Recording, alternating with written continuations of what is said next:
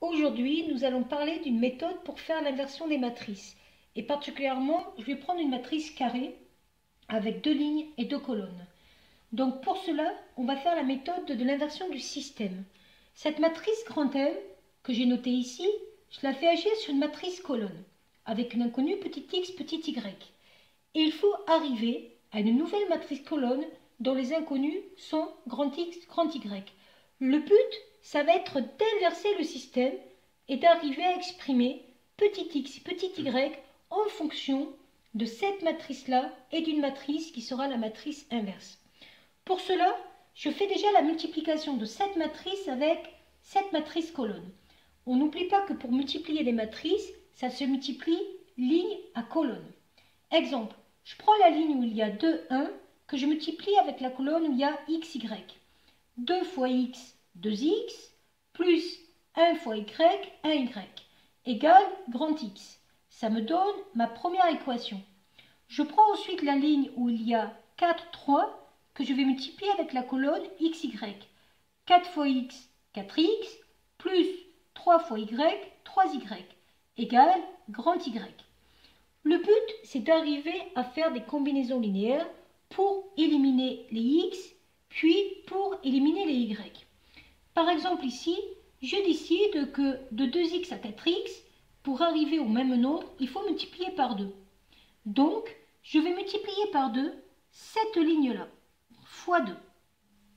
Fois 2, 4x ici, 2y ici, 2 grand X ici. Je ne change pas la ligne 2. Ces lignes 1 et ces lignes 2, je vais les soustraire. Je vais faire la ligne 2 moins la ligne 1. J'ai bien 4x moins 4x plus de x, c'était le but. 3y moins 2y, y moins 2 grand X. J'arrive bien à exprimer le petit y en fonction du grand X, grand Y. Je vais faire pareil maintenant pour éliminer le y. Je vois qu'ici j'ai 1y et ici 3y. Je vais donc multiplier par 3 cette ligne fois 3.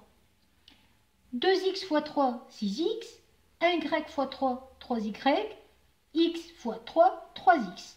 L'avantage, c'est que si je fais la ligne 1 moins la ligne 2, je vais avoir 6x moins 4x, 2x, 3y moins 3y, ça va s'annuler, c'était le but, il reste 3 grand X moins grand Y. J'isole pour avoir le petit x, donc je fais passer le 2. Faire passer le 2, ça consiste à diviser par 2. J'arrive donc à 3 demi grand X moins 1 demi grand Y. J'arrive donc au système suivant. Petit x en fonction de grand X, grand Y. Petit y en fonction de grand X, grand Y. Vous voyez bien que le passage de là à là fait que mes inconnus ont été inversés. À moi de trouver une matrice que je vais pouvoir écrire à l'intérieur. Comment je fais? Si je veux petit x, il faut me trouver deux nombres ici qui, multipliés par grand X, grand Y, va tomber sur cette ligne. On voit bien que grand X est associé à 3 demi.